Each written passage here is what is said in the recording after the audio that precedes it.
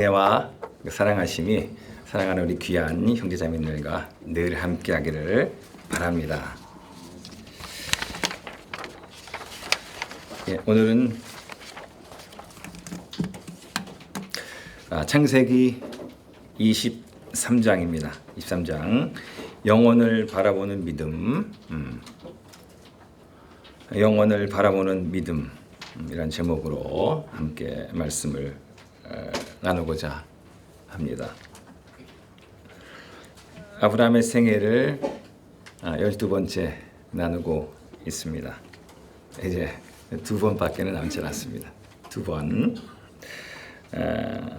저는 지금 하나님께서 평범한 한 사람을 통해서 어떻게 비범한 사람으로 만들어 가신지를 아브라함을 통해서 살펴보고 있습니다.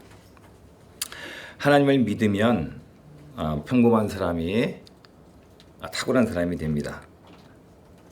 그런데 처음부터 완전하게 되는 게 아니라 과정을 밟아서 이렇게 온전히 된다는 것을 살피고 있습니다.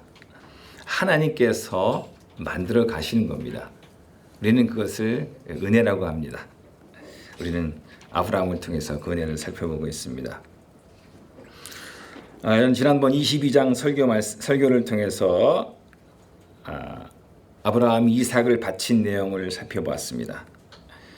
그가 마지막 가문이라고 할 수 있는 이삭을 어떻게 바쳤는지, 믿음으로 바치고 어떻게 인도를 받았는지, 그의 믿음의 정점 이르는 사실을 살펴보았습니다. 오늘은 23장입니다.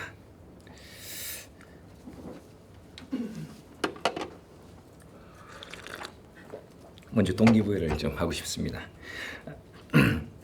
그리스도인들이 세상과 구별되는 뚜렷한 차이가 있는데 그것은 영혼에 대한 차이라고 생각합니다. 영혼을 보는 시야가 차이라고 생각을 합니다. 세상 사람들은 영혼을 보는 눈이 없습니다. 죽음 이후를 볼 수 있는 눈이 없기 때문에 그들에게선 이 땅이 전부입니다. 그래서 이 땅에 집착을 합니다. 이 땅에서 더 많은 것을 소유하고 더 많이 갖고 더 많이 누리려고 그렇게 합니다. 다른 사람들을 늘 경쟁의 대상으로 보고 어떻게 하면 그들을 이용해서 내가 더 많은 이익과 유익을 얻을 수 있는지 이런 관점에서 이렇게 보기도 합니다. 하지만 그리스도인은 좀 다릅니다. 영혼의 관점에서 현재를 바라보기에 좀 다르게 행동합니다. 지금 이 순간을 영혼을 위한 발판으로 이렇게 삼습니다. 저는 지난주 월요일 날 모처럼 만에 양화진에 있는 선교사 묘지에 다녀왔습니다. 선교사, 외국인 선교사 묘원입니다. 거기에 언더우드 선교사가 묻혀 있는 묘지 옆쪽으로, 그러니까 남서쪽 가장 낮은 자리에 묘지가 있습니다. 이번에는 그 묘지가 좀 눈에 들어왔습니다. 거기에는 65명의 유아들의 유아 묘지가 몰려 있는 것입니다. 초창기 열악한 위생과 건강 상태로 태어난 지 얼마 되지 않은 아이들이, 죽은 아이들이 를 위한 그 묘지입니다. 충북 선교의 아버지가 있습니다. F.S. 밀러라는 민노아라는 선교사가 있습니다. 그는 2명의 아들과 자신의 아내를 양화진에 묻혔습니다. 1892년도에 한국에 왔는데 1898년도에 첫째 아들이 태어난 지 9개월, 8개월 만에 죽습니다. 그리고 또 그로부터 4년이 지난 1902년에 둘째 아이는 태어난 지 하루 만에 죽습니다.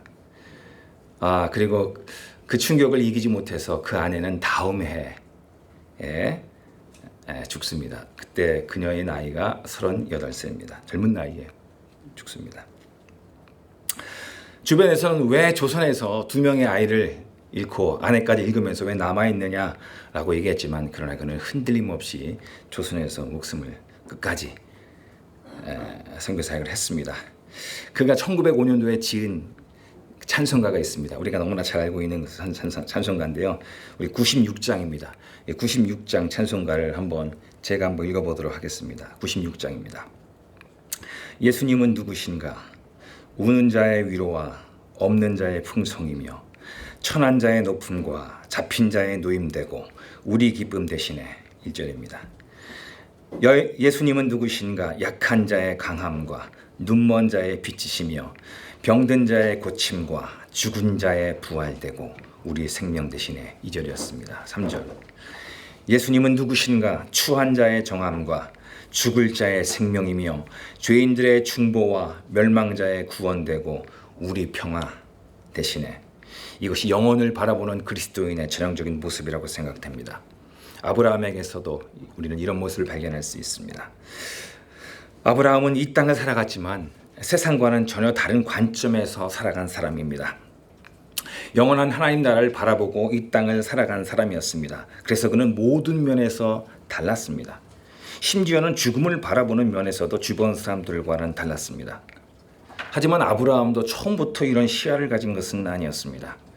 그는 오랜 기간 동안 하나님을 알아가고 동행하는 가운데 변해갔습니다. 진짜 변했습니다. 그는 하나님과 함께함을 통해서 부족한 부분이 채워졌고 무능한 부분들이 똑똑해졌고 그 약한 부분들이 강해졌습니다. 그는 하나님의 친구이면서 동시에 그분의 대리자였습니다. 하나님의 도구이기도 했습니다. 아브라함은 자기 자신을 어떻게 봤고 자기 자신에 대한 인식이 어땠는지 그런 뚜렷한 자기 인식이 있었습니다. 이것이 그로 하여금 세상과 구별되는 삶을 살게 했습니다. 이것이 아브라함을 만들었고 이것이 우리에게까지도 지금 영향을 미치고 있습니다. 저는 사라의 죽음 앞에서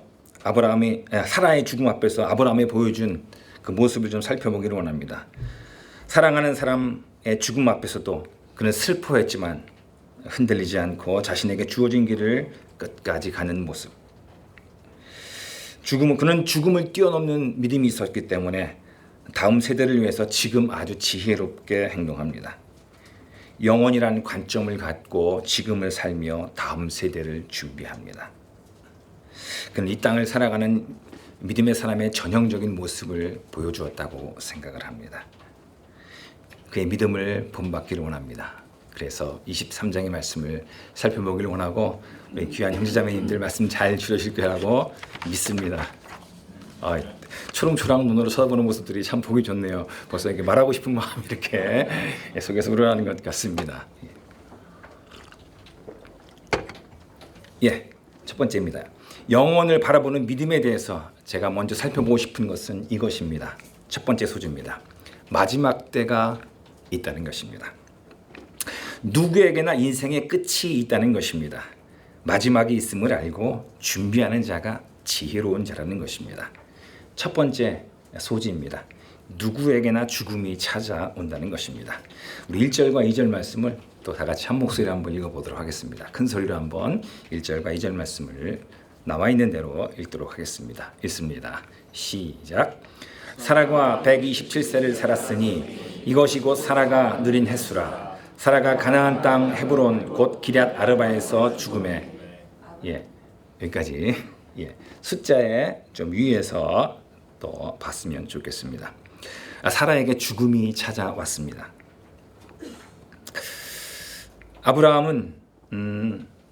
아브라함이 가슴을 쓸어내리고 안도의 한숨을 내쉬며 이삭의 손을 잡고 모리아산 기슭을 내려왔다는 것이 25년 전이었습니다.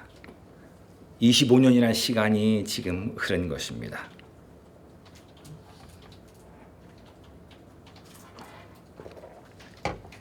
이제 약속의 자녀인 이삭은 30대 중반의 건장한 청년으로 성장했습니다.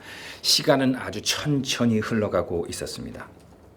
그가 살고 있는 팔레스타인의 큰 변동 없는 기후처럼 이 늙은 하나님의 사람의 일상은 특별한 일 없이 반복적으로 흘러가고 있었습니다.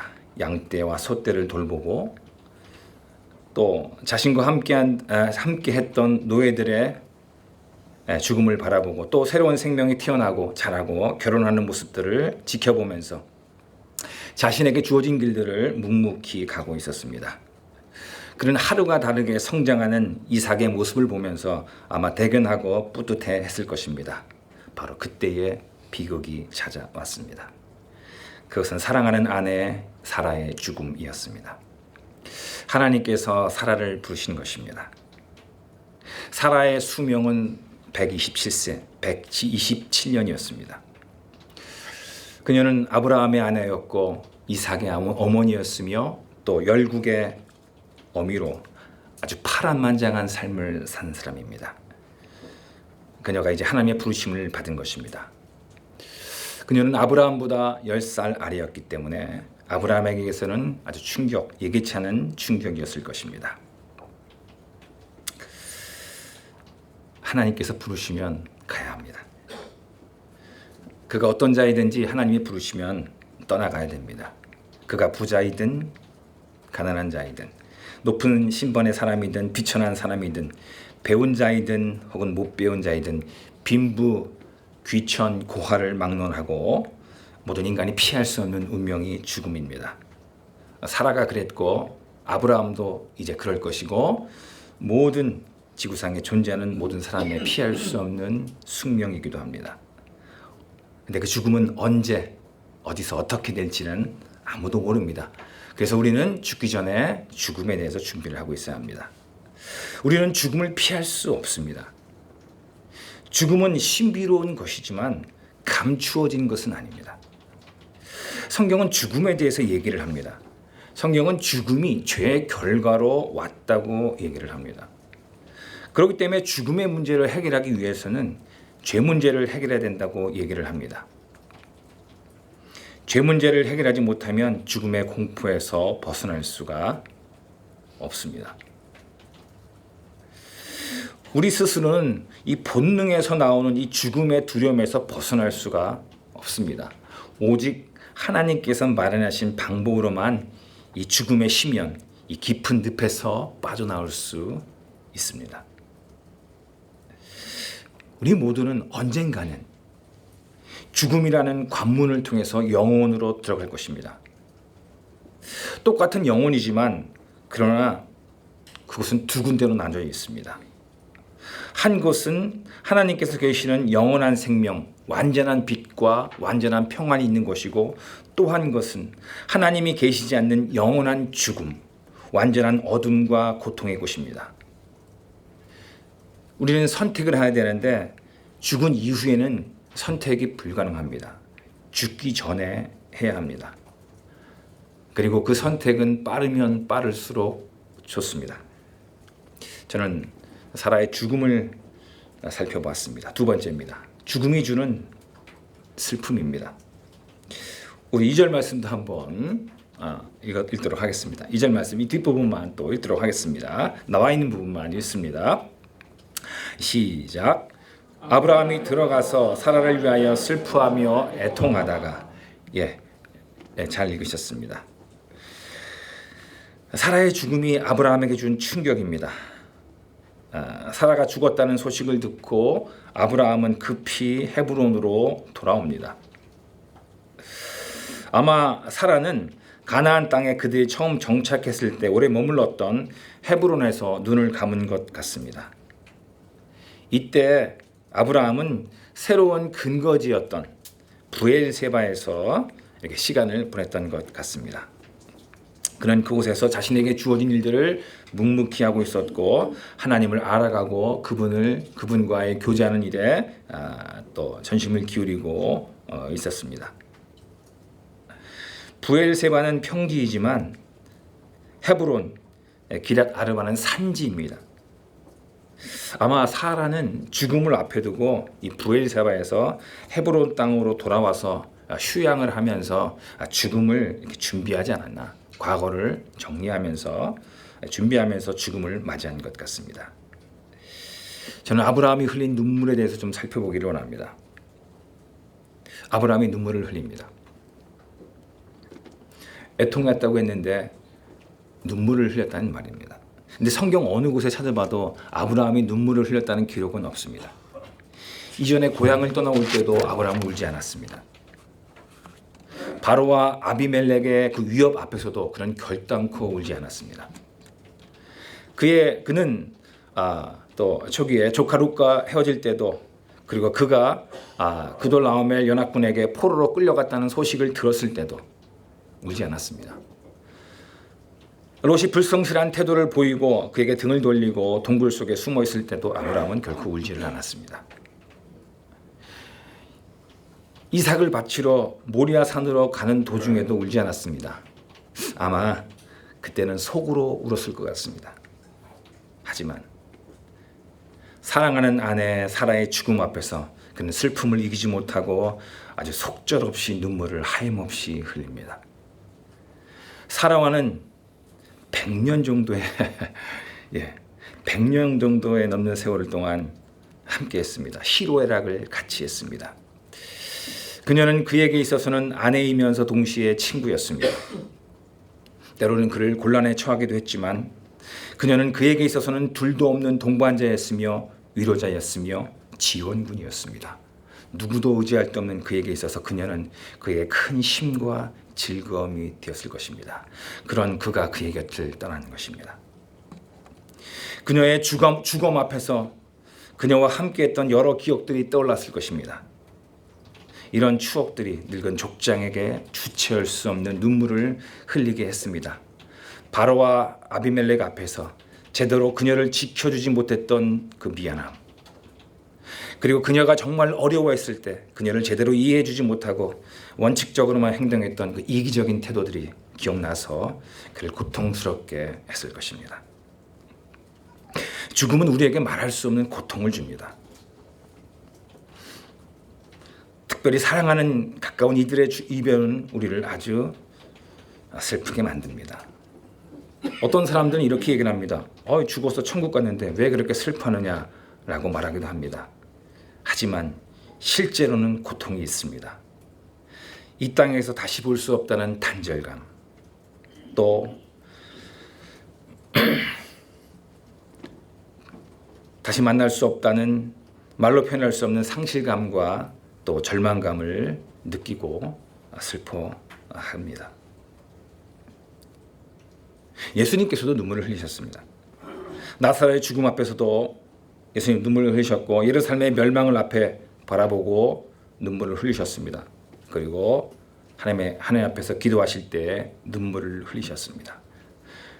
인간의 한계와 실존을 바라보시고 우셨습니다. 예수님만이 아니라 많은 하나님의 사람들도 눈물을 흘린 것을 볼 수가 있습니다. 여러분들, 슬픔과 눈물과 고통이 꼭 나쁜 것은 아닙니다.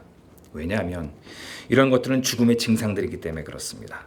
여러분, 코로나에 걸리면 어떻게 됩니까? 증상이 나타나죠. 여러 가지 증상이 나타납니다. 그 증상이 있어야지만 내가 코로나가 걸렸다는 것을 알 수 있고 또 검사하고 또 약도 먹고 쉬고 회복하려고 애쓰지 않겠습니까? 이와 같이 죽음의 증상들이 느껴져야 합니다. 우리의 한계와 우리 실존을 느껴야 됩니다. 그것이 우리로 하여금 하나님께로 오게 합니다. 하나님을 찾게 하도록 하기 때문에 그렇습니다. 저는 첫 번째 대지를 마치면서 두 가지 정도 적용하고 싶습니다. 첫 번째입니다. 나도 죽을 수 있다는 것을 알아야 한다는 것입니다. 지금이 언제까지 영원토록 지속되지 않는다는 것을 알아야 한다는 것입니다. 언젠가는 나도 이 땅을 떠날 때가 있음을 알아야 합니다. 우리는 죽음을 두려워하지 말아야 합니다. 죽음을에서 회피하지 말고 용감하게 죽음과 부딪히고 그것을 해결해야 됩니다. 극복해야 합니다. 그렇지 않으면 평생 죽음의 공포에 사로잡혀 제대로 자신이 갖고 있는 역량을 발휘하지 못하고 생을 마칠 수 있기 때문에 그렇습니다. 성경 로마서 6장 23절에 사도 바울은 이렇게 우리에게 얘기를 하고 있습니다. 로마서 6장 23절 말씀입니다. 죄의 삭은 사망이요 하나님의 은사는 그리스도 예수 우리 주 안에 있는 영생이니라. 오직 예수님을 통해서만 이 죄와 죽음과 죽음으로 말미암은 여러 속박에서 벗어날 수 있다고 얘기를 합니다. 두 번째입니다.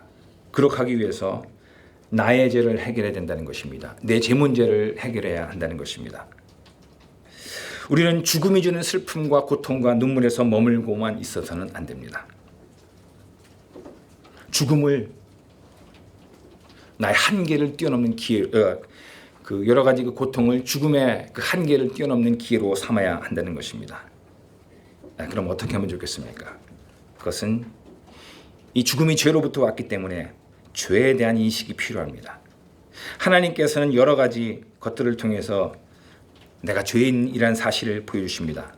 하지만 내가 죄인이라는 사실을 알 수 있는 가장 좋은 방법은 하나님 말씀을 정기적으로 공부하는 것입니다.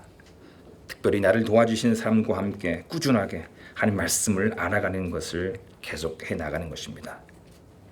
하나님 말씀은 마치 거울과도 같습니다. 영적인 거울과도 같기 때문에 내가 어떤 자인지, 내가 죄인인지를 보여줄 것입니다. 성경이 나의 허물과 죄악을 보여줄 때 그것은 성령님께서 하시는 일인데 그때 주저하지 말고 예수님께로 그 모든 것을 가져가길 바랍니다. 예수님께서 이 죄 문제를 해결해 주셨기 때문에 그렇습니다. 우리는 죄 문제를 해결할 때 죽음과 또 실질적인 죄 문제와 또 여러 가지 속박으로부터 벗어날 수 있습니다. 이런 하나님의 은혜를 누리시는 귀한 형제자매님 되시기를 예수님의 이름으로 부탁의 말씀을 드립니다. 저는 첫 번째 대지를 마치고 이제 두 번째 대지로 살펴보기를 원합니다.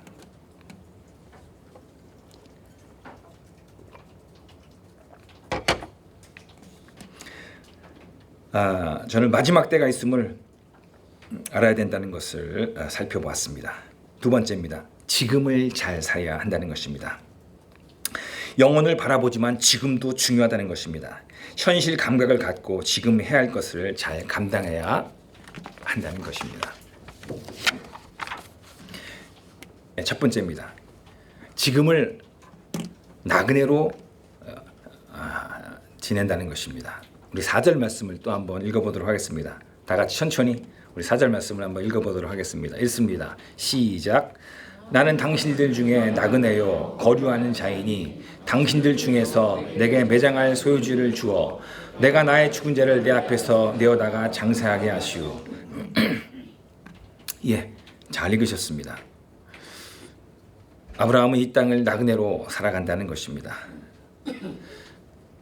그동안 아브라함의 속에 감춰져 있었던 속내를 드러나는 순간입니다. 아브라함은 이제 장례를 준비하는 과정에서 그곳에 있는 사람들과 이 매장지에 대해서 얘기를 하면서 자신이 어떤 자인지를 밝힙니다.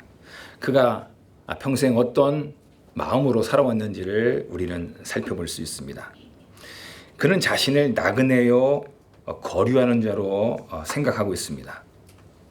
즉 그는 이 땅에서 살지만 자신이 하늘에 속한 자임을 잊지 않고 있다는 것입니다. 평생 아브라함은 장막에 거합니다. 그가 왜 평생 장막에 거했는지 그 이유가 나와 있는 순간입니다. 그는 이 땅에 있었지만 하늘에 속한 자의 정체성을 잊지 않고 거기에 걸맞게 살아가고 있는 것입니다. 아브라함은 나그네입니다. 성경은 우리에게 이렇게 얘기를 합니다. 우로나 자로나 치우치지 말라고 얘기를 합니다. 이게 도대체 무슨 말입니까? 우로나 자로나 치우치지 말라는 말을 구약 성경에 보면 볼 수 있습니다. 우측으로 치우친다는 것은 무엇입니까? 그것은 하나님을 믿는다고 하고 이 세상과 담을 쌓는 것입니다. 중세의 수도원처럼 아예 깊숙이 산속에 들어가서 세상과 절연하는 것, 이것은 우측으로 이렇게 치우친 겁니다. 또 반대로 좌측으로 치우치는 것이 있습니다. 좌측으로 치우치는 것은 무엇이겠습니까? 요거는 그 반대로 세상 속에 들어가서 세상에 영향을 주어야 돼라고 하면서 세상 속에 파묻히는 것입니다. 마치 남미의 해방신학이나 우리나라 1970년대, 80년대에 있었던 민중신학이 보여준 실패에서 이런 모습을 볼 수가 있습니다. 우로 치우치는 것, 세상과 담싸고 거나 아니면 세상 속에 파묻혀서 이렇게 완전히 동화되면서 살든지, 역사를 보면 교회는 항상 이 양쪽을 오가면서 갈팡질팡했습니다. 세상을 떠나야 된다, 세상 들어가야 된다. 자, 그런데 제3의 방법이 있습니다. 우로도 자로도 치우치지 않는 중도의 방법, 중도의 길, 정도의 길이 있습니다. 그것은 나그네로 사는 것입니다. 즉, 이 땅에 있지만 하늘에 속한 자로 이 땅을 살아가는 것입니다. 이게 우로도 자로도 치우치지 않는 것입니다. 즉, 진리의 말씀을 근거로 해서 원칙과 가치관에 있어서는 어떤 일을 결정하는 면에 있어서는 추호의 양보도 하지 않지만, 그러나 삶의 태도에 있어서는, 관계성에 있어서는 늘 유연하게, 부드럽게, 친절하게 대하는 것입니다. 이게 바로 우로도 자로도 치우치지 않은 정도의 길, 나그네의 삶을 사는 것입니다. 아브라함이 이런 나그네의 삶을 살았다는 것입니다. 그 결과가 지금 나타나고 있습니다. 아브라함이 이런 삶을 산 이후의 결과는 참 놀라웠습니다. 그것은 그의 말에 대한 주변 사람들의 반응에서 우리는 찾아볼 수 있습니다. 우리 6절 말씀을 한번 제가 읽어보도록 하겠습니다. 제가 읽을 때 또 잘 주목해 주시면 좋겠습니다. 내 주여 들으소서. 당신은 우리 가운데 있는 하나님이 세우신 지도자이시니 우리 묘실 중에서 좋은 것을 택하여 당신의 죽은 자를 상사하소서.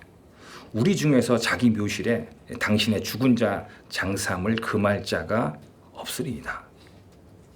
그들은 아브라함을 뭐로 표현하고 있습니까? 나의 주님으로 표현하고 있습니다. 마이 로드라고 표현하고 있습니다.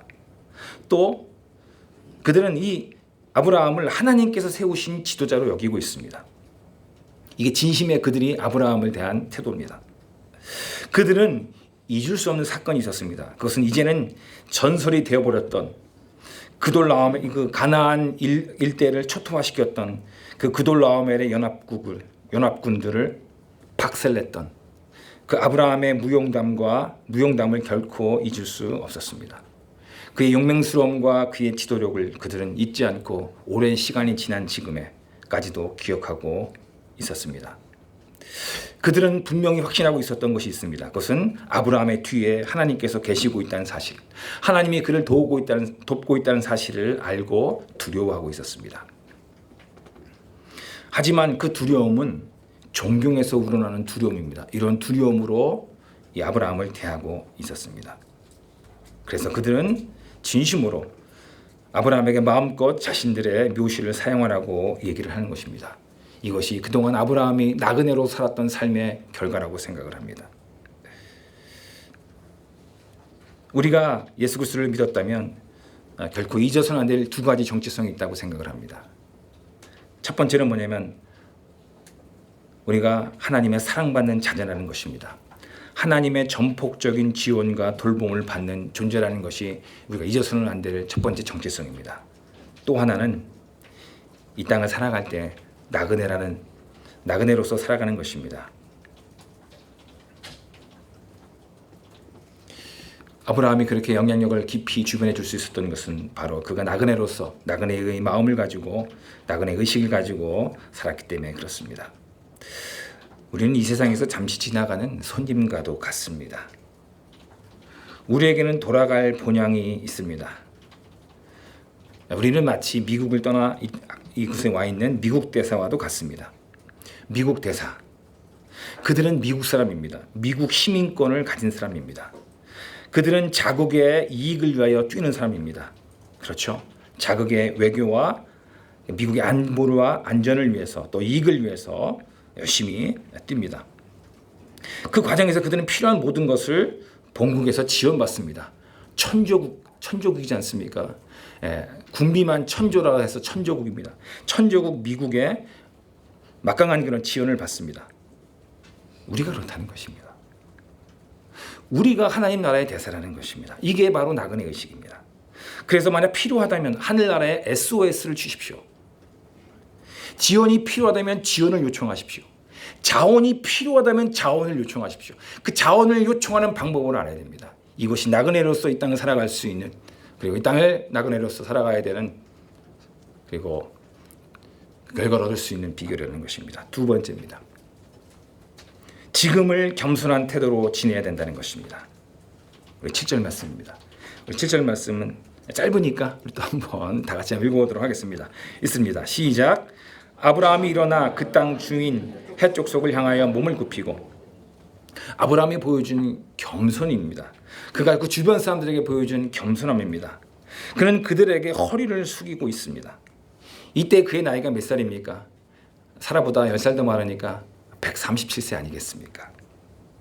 이런 그가 자신의 손주뻘, 아니 한 증손주뻘 되는 새파랗게 젊은 젊은이들에게 어떻게 하고 있습니까? 고개를 숙이고 경의를 표현하고 있습니다. 그가 얼마나 겸손한 자인지를 알 수 있는 것입니다. 그는 깊은 인격의 소유자였습니다. 왜 그가 그 주변 사람들에게 그렇게 존경을 받고 있었는지 알 수 있는 대목이기도 합니다. 그들은 누구입니까? 그들은 햇사람입니다. 이방인들입니다. 그들은 하나님 믿고 있지 않습니다. 이 정도면 아브라함은 그들을 무시할 수도 있습니다. 그러나 아브라함은 그들을 무시하지 않습니다. 그는 진심으로 그들을 존중해 줍니다. 그는 그들에게 2차례나 경의를 표합니다. 우리 7절 말씀뿐만 아니라 12절 말씀에도 아브라함이 이에 그 땅의 백성 앞에서 몸을 굽히고라고 했습니다. 한 번도 아니고 2번씩이나 몸을 굽히고 있습니다. 이것은 그의 겸손이 남에게 보이기 위한 일회용이 아니라는 것입니다. 이 겸손이 그의 몸에 아주 깊이 배어 있습니다. 우리는 그런 사실을 볼 수 있습니다. 또 우리가 겸손에 대해서 또 하나 알아야 될 것이 있습니다. 그것은 뭐냐면 겸손은 비굴함이 아닙니다. 무능함도 아닙니다. 아브라함 모습을 통해서 그의 겸손이 어떻다는 것을 우리는 볼 수 있습니다. 그는 겸손할 뿐만 아니라 적절하게 행동하는 것을 볼 수가 있습니다. 그는 장례를 치러가면서 절차와 가정을 밟아나가는데 아주 천천히 밟아나가는데 무리하게 행동하지 않습니다. 아주 정중하게.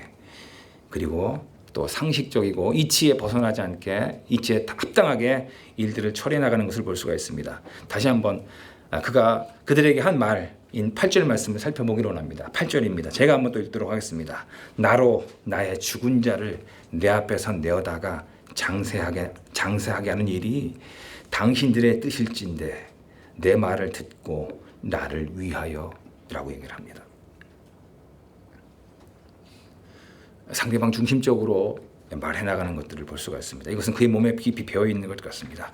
그는 아주 용의 주도하게 행동합니다. 그는 내가 무엇을 해야 되는지 그리고 어떻게 그것을 구체적으로 해야 될지도 알고 있습니다. 그리고 그것을 그대로 합니다.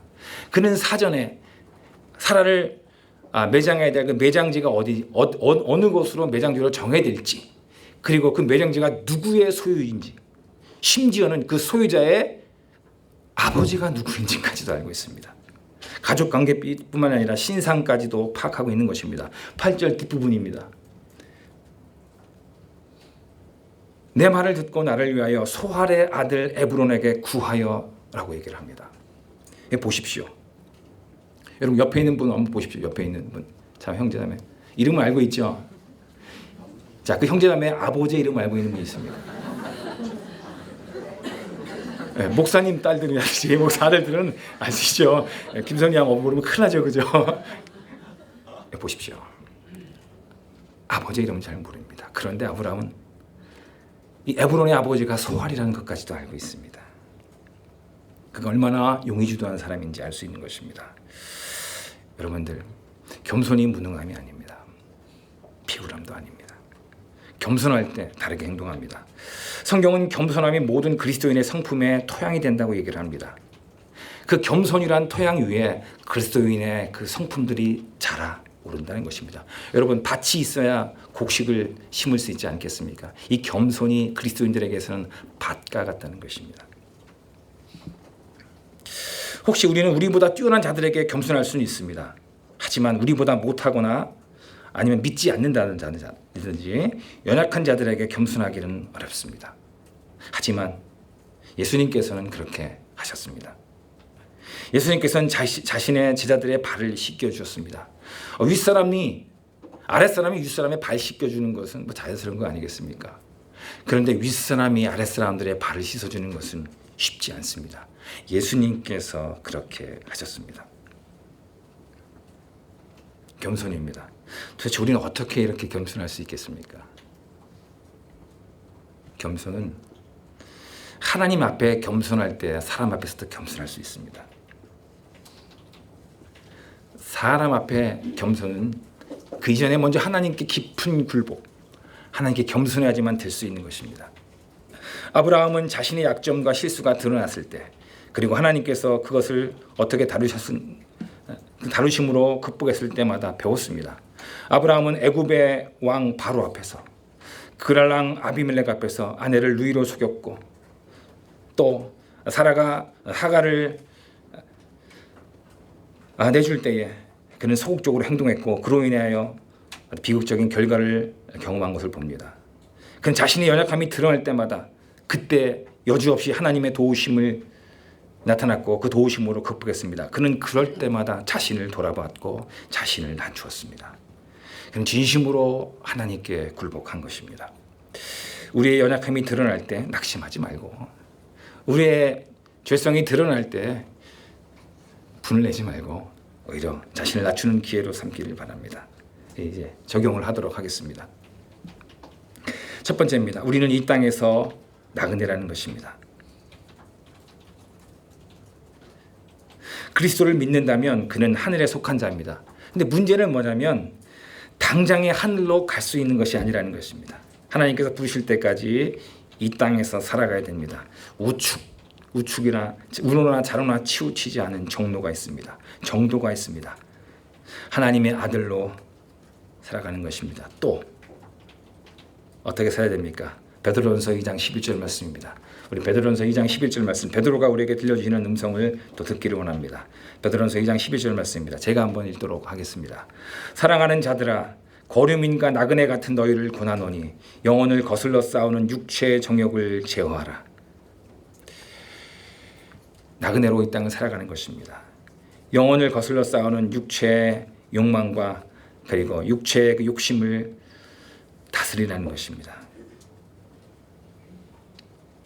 어떻게 이렇게 할 수 있습니까? 그것은 내 스스로가 내 필요를 채우려고 하지 말고 하나님께 나아가서 그 필요를 구하고 받으라는 것입니다. 내가 만약 예수 그리스도를 믿었다면 나는 하나님의 자녀입니다. 즉 부모의 모든 지원과 보호를 받을 수 있는 것이 자녀 아니겠습니까? 우리는 하나님께 모든 지원과 자원과 보호를 받을 수 있는 자입니다. 그렇기 때문에 필요한 것이 있으면 그 하나님 앞에 나가서 받으라는 것입니다. 이것이 비결이라는 것입니다. 두 번째입니다. 하나님의 능하신 손 아래에서 겸손하라는 것입니다. 왜냐하면 하나님께서는 교만한 자를 대적하시고 겸손한 자들에게 은혜를 주시기 때문에 그렇습니다. 그래서 베드로는 베드로전서 5장 5, 6절 말씀에 우리에게 이렇게 말해주고 있습니다. 우리가 잘 알고 있는 구절인데 제가 천천히 한번 읽어보도록 하겠습니다. 젊은 자들아, 이와 같이 장로들에게 순종하고 다 서로 겸손으로 허리를 동이라. 하나님이 교만한 자를 대적하시되 겸손한 자들에게는 은혜를 주시느니라. 그러므로 하나님의 능하신 손 아래에서 겸손하라. 때가 되면 너희를 높이시리라. 저는 겸손을 위해서 몇 가지 제안하고 싶습니다. 첫 번째는 뭐냐면 이것도 하나님이 주셔야 되는 것이기 때문에 이 겸손에 대한 약속의 말씀을 잡는 것입니다. 암송하는 게 좋겠죠. 또 하나, 살다가 하나님께서 나의 교만함을 깨우쳐 주신다면 그것을 가지고 자백을 하는 겁니다. 또 세 번째는 삶에서 내 실수와 연약함이 드러나고 하나님께서 그 실수와 연약함을 해결해 주셨을 때 그때 또 그 기회를 놓치지 말고 자신을 낮추는 기회로 삼으라는 것입니다. 저는 첫 번째 예제를 통해서 마지막 때가 있음을 알아야 되고 또 지금을 잘 보내야 된다는 사실을 살펴봤습니다. 이 마지막 세 번째 대지입니다.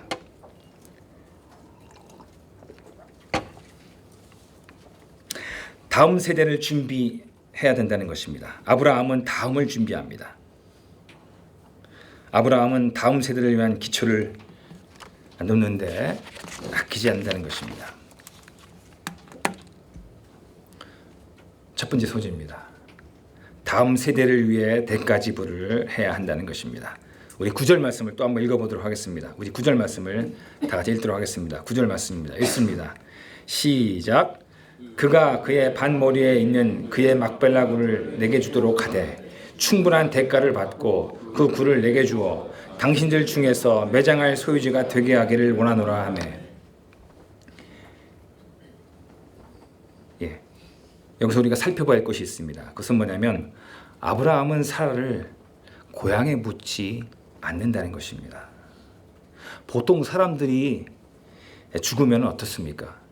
고향에 묻히기를 원합니다. 그렇지 않습니까? 자기가 태어났던 것, 자신의 또 터가 있는 곳에서 묻히기 원하지만 아브라함은 그렇게 하지 않습니다. 아브라함의 고향은 어디입니까? 그의 본고장은 갈대아 우르입니다. 그는 갈대아 우르에 사라를 묻을 수 있었는데 그렇게 하지 않습니다.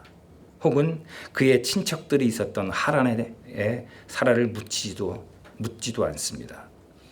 그렇게 할 수 있었는데 그는 그렇게 하지 않고 막벨라 굴에 묻고자 합니다. 그것은 헤브론 마므레 근처에 있는 곳이라고 얘기를 합니다. 이곳은 아브라함이 처음에 정착한 곳입니다. 하나님의 약속을 받고 그 뿌리를 내린 곳입니다. 그는 하나님께서 그곳에서 이 땅을 주시겠다는 약속을 받은 곳입니다. 아브라함은 하나님의 약속을 신뢰합니다. 그리고 또 신뢰할 뿐만 아니라 그 약속을 믿고 행동에 옮깁니다. 그래서 그는 가나안 땅의 가장 중심부인 이 헤브론에 있는 막벨라 굴을 선택해서 자신들의 매장지로 삼는 것입니다. 13절 말씀을 또 한번 제가 읽도록 하겠습니다. 13절 말씀입니다. 그 땅의 백성이 듣는 데서 에브론에게 말하여 이르되 당신이 합당히 여기면 청하건대 내 말을 들으시오. 내가 그 밭값을 당신에게 주리니 당신은 내게서 받으시오. 내가 나의 죽은 자를 거기에 장사하겠노라. 아브라함은 대가를 지불하고 에브론에게서 매장지를 삽니다.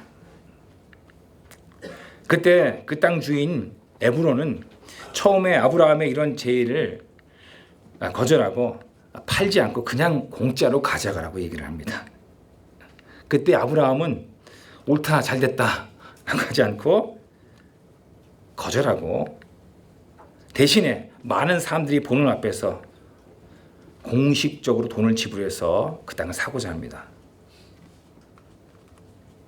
아브라함은 어떤 대가도 마다하지 않고 자신들의 매장지를 에브론에게서 삽니다. 우리 15절 말씀입니다. 15절 말씀에 내 주여 내 말을 들으소서. 땅값은 은 400세겔이나 이것이 나와 당신 사이에 무슨 문제가 되리이까. 에브론이 이렇게 얘기를 합니다. 아브라함에게 얘기를 합니다. 내 주여 우리 사이에 팔겠습니까? 그냥 가지십시오. 근데 만약 산다고 하면 400세겔입니다 라고 얘기를 하는 겁니다. 에브론이 부른 값은 일반적으로 시세보다 좀 비싼 값입니다. 은 400세겔이면 적지 않은 금액입니다. 하지만 아브라함은 흥정하지 않습니다. 그리고 대가를 지불하고서 삽니다. 만약에 공짜로 선물을 받으면 어떻게 될지 모르기 때문에 그렇습니다. 지금은 좋지만 사람이란 마음은 언제 변할지 모르기 때문에 그리고 그때 곤란할 수 있기 때문에 그는 분명한 태도를 취하고 많은 사람들이 보는 앞에서 그 당시 통용되는 돈으로 그 땅을 삽니다. 정당한 대가를 지불하는 것이 중요합니다. 공짜로 주어지는 것 별로 좋지 않습니다. 여기에도 우주적인 법칙이 있습니다. 여러분 우주적인 법칙이 뭡니까? 심은대로 거둔다는 것입니다. 세상에 공짜는 없다는 것입니다. 이게 우주적인 법칙입니다. 딱 하나 예외가 되는 것이 있습니다. 여러분 그게 뭔지 아십니까? 그것은 구원이 그렇습니다. 우리가 얻은 구원 이것은 거저 주어진 것입니다. 은혜로 공짜로 주어진 것입니다. 이것이 우리가 받을 수 있는 유일한 공짜입니다. 하지만 우리에겐 공짜였지만 이것도 자세히 살펴보면 공짜가 아닙니다. 왜냐하면 예수님께서 십자가 위에서 그 대가를 지불하셨기 때문에 그렇습니다. 즉 대가가 지불된 겁니다. 우리는 정당히 땀을 흘리고 수고하는 노력한 대가로 어떤 것들을 얻는 것의 소중함을 알아야 됩니다. 거저 얻으려고 하거나 혹은 싼 값으로 얻으려고 하지 말고 정당한 대가를 지불하고 구입하는 어떤 것을 알아야 됩니다. 왜냐하면 물건의 가치는 지불한 대가에도 있기 때문에 그렇습니다. 우리는 정당한 대가가 소중하고 그것을 지불할 줄 알아야 된다는 것입니다. 아브라함은 다음 세대를 위하여 대가 지불에 아끼지 않고 있습니다. 두 번째입니다. 다음 세대를 위한 구체적인 토대를 마련해야 한다는 것입니다. 우리 17과 18절 말씀, 우리 마지막 구절이니까 또 한번 큰 소리 한번 읽어주시면 고맙겠습니다. 우리 읽도록 하겠습니다. 읽습니다. 시작. 마므레 앞 막벨라에 있는 에브론의 밭, 곧 그 밭과 거기에 속한 굴과 그 밭과 그 주위에 들린 모든 나무가 성문에 들어온 그 모든 헷족속이 보는 데서 아브라함의 소유로 확정된지라. 잘 읽으셨습니다. 이제 아브라함은 사라를 막벨라 굴에 매장을 합니다. 나중에 아브라함은 자신도 거기에 묻힙니다. 그 막벨라 굴에 묻힙니다. 우리와 다르게 이 이스라엘은 동굴로 묘지를 삼기 때문에 그곳에 묻힙니다. 그리고 그는 자신만이 아니라 나중에 거기에 또 그의 아들 부부도 거기에 매장되는 것을 봅니다. 이삭과 리브가도 거기에 묻힙니다. 그리고 그의 손자 부부인 야곱과 그의 아내 레아도 이곳에 묻힙니다. 또 심지어는 요셉이 죽기 직전에 애굽에 있었을 때 이스라엘 백성에게 자신을 꼭 이 애굽 땅에 묻지 말고 이곳에 묻어달라고 유언을 합니다. 막벨라 굴은 어떻게 보면 나중을 이어가는, 다음 세대를 이어가는 끈과도 같습니다. 연결 교류와도 같습니다. 그 기초와 토대가 되는 것을 볼 수가 있습니다. 이것이 이스라엘을 하나로 묶는 끈이라는 것을 볼 수가 있습니다. 여러분들 보십시오. 요 아브라함의 요 창세기 23장은 누가 기록했습니까? 모세가 기록했습니다. 모세 오경이라고 합니다. 모세는 그때 어떤 일을 앞에 두고 있었습니까? 그는 애굽을 탈출하고 이제 가나안 땅을 점령해야 될 그런 상황에 있었습니다. 그가 이런 것을 기록하면서 아마 두려움에 떨었던 그 모세에게 이런 것들이 그에게 아주 큰 확신이 됐을 거라고 생각을 합니다. 다음을 준비해야 합니다. 아브라함은 슬픔을 뒤로하고 지금을 냉정하게 바라보고 나중을 위하여 구체적인 준비를 하고 있는 것입니다. 그것은 가나안의 중심부이고 가나안의 핵이라고 할 수 있는 에브론의 막벨라 굴을 에브론에게 구입하는 것이었습니다. 그는 이것을 아주 분명하고 뚜렷하게 처리합니다. 20절 말씀입니다. 이와 같이 그 밭과 거기에 속한 굴이 헷 족속으로부터 아브라함의 매정할 소유지로 확정되었더라. 확정되었다는 말이 두 번 나옵니다. 20절에 나오지만 또 앞에 16절에도 나와입니다.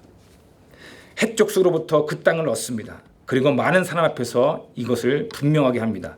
왜냐하면 그 당시는 법이 제대로 정해지지 않았기 때문에 이런 식으로 확증을 했습니다. 성문, 그곳의 중심이라고 할 수 있는 그곳에서 많은 사람, 모든 사람이 모여있는 곳에서 이렇게 확증을 한 것입니다. 이것은 아브라함이 갖고 있는 믿음이라고 생각을 합니다. 하나님께서 이 땅을 언젠가는 내게, 언젠가는 나의 후손에게 이 땅을 줄 것이고 언젠가는 나의 후손들이 이 땅으로 돌아올 것이라는 믿음을 갖고 이렇게 한 겁니다. 이 당시만 해도 아무것도 보이지 않았지만 아브라함은 믿음으로 그렇게 한 것입니다. 우리도 지금만 보지 말고 다음을 좀 봤으면 좋겠습니다. 하나님께서는 늘 다음을 얘기를 하십니다. 다음 세대의 소망이 있습니다. 하나님께서 우리에게 주신 사명이 무엇입니까? 여러분들 어떤 사명이 있습니까? 여러분에게 어떤 꿈이 있습니까? 여러분에게 비전이 있습니까? 제게는 꿈이 하나 있습니다. 하나님께 제게 주신 것이 있습니다. 여러분에게는 있습니까? 하나님께서 우리 모임에 주신 놀라운 비전이 있습니다. 그것은 복음입니다. 복음. 죽은 자들을 살리게 할 수 있는 복음을 하나님께서 우리 모임에 주셨습니다. 예수님께서 핏값으로 만드신 그 복음, 누구에게든지 해당할 수 있는 그 복음을 하나님께서 우리 모임에게 주셨습니다. 그리고 그뿐만 아니라 제자 훈련과 그리고 또 영적 재생산이라는 놀라운 개념도 우리에게 주셨습니다. 우리는 그것을 잘 가꾸고 다듬어서 다음 세대로 이어줘야 됩니다. 그것을 위해서 분명한 태도가 필요합니다. 아브라함은 다음 세대를 내다보면서 눈에 보이지 않았지만 기초를 분명히 닦습니다. 그것은 분명한 다음 세대를 위한 준비입니다. 이것이 우리에게도 필요합니다. 이제 적용을 하면서 두 가지 적용하면서 이 말을 맺고 싶습니다. 첫 번째입니다. 미래에 대한 소망을 갖고 기초를 마련해야 한다는 것입니다. 하나님께서 최근에 제게 주신 약속입니다. 이 약속을 같이 한번 나누고 싶습니다. 이사야 43장 5절에서 6절 말씀입니다. 제가 한번 읽어보도록 하겠습니다. 이사야 43장 5절에서 6절 말씀입니다. 두려워하지 말라. 내가 너와 함께하여 내 자손을 동쪽에서부터 오게 하며 서쪽에서부터 너를 모을 것이며 내가 북쪽에게 이르기를 내놓으라. 남쪽에게 이르기를 가두어 두지 말라. 내 아들들을 먼 곳에서 이끌며 내 딸들을 땅끝에서 오게 하며 동서남북에서 잃어버린 영혼들이 우리에게 올 것입니다. 저는 이 사실을 믿습니다. 우리에게는 복음이 있고 제자 훈련이 있고 또 영적 배가가 있습니다. 지금 기회가 주어졌을 때 미래를 위해서 다음 세대를 위한 기초와 토대가 필요합니다.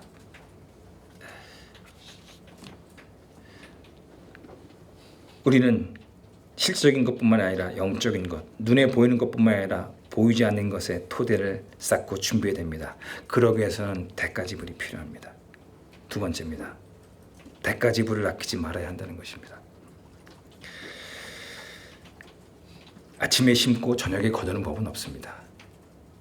봄에 씨를 심고 여름을 지나고 가을에 추수합니다. 성실하게 주어진 상황에서 땀을 흘려야지만 추수할 수 있는 것입니다. 이런 말들이 있죠. 군대 용어입니다. 훈련장에 흘린 땀 한 방울이 전쟁터에 피 한 방울과 같다는 말이 있습니다. 저는 이 말을 정말 좋아합니다.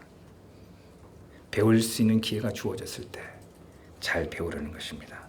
훈련할 수 있는 기회가 주어졌을 때 잘 훈련할 때 나중에 비교할 수 없는 대가를, 비교할 수 없는 보상을 받게 된다는 것입니다. 여러분에게 자신을 준비할 수 있는 기회가 주어졌습니까? 저는 여름이 그런 기회라고 생각을 합니다. 자신을 잘 준비하기 바랍니다. 거창하게 뭔가 하기보다도 지금 내게 주어진 그 상황에서 이렇게 잘 자신을 준비했으면 좋겠습니다. 수요일 날 있는 형제 캠퍼스 교제 모임, 또 금요일 날 있는 자매 캠퍼스 교제 모임에 잘 참석하고 주일 날 있는 직장인 반 모임에 잘 참석하고 또 월요일 날 저녁에 있는 LTG 훈련 성실하게 억지로가 말고 자원해서 속에서 우러나는 마음으로 준비할 때, 그럴 때 하나님께서는 우리를 통해서 하나님의 뜻을 이루실 거라고 믿습니다.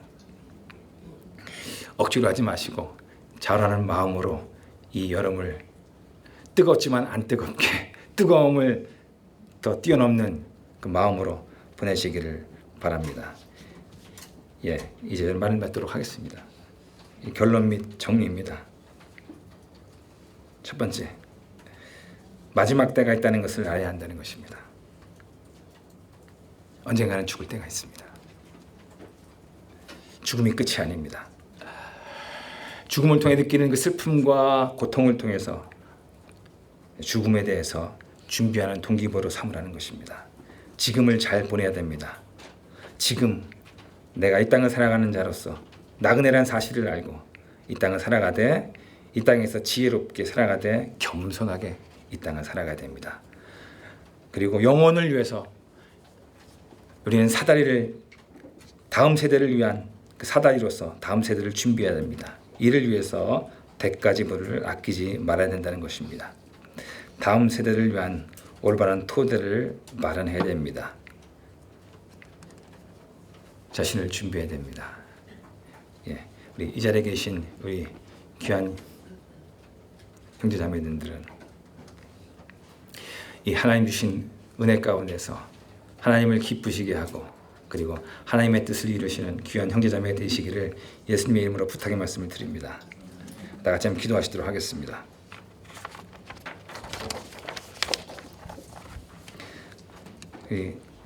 오늘 말씀을 통해서 내게 주신 말씀을 이렇게 또 잘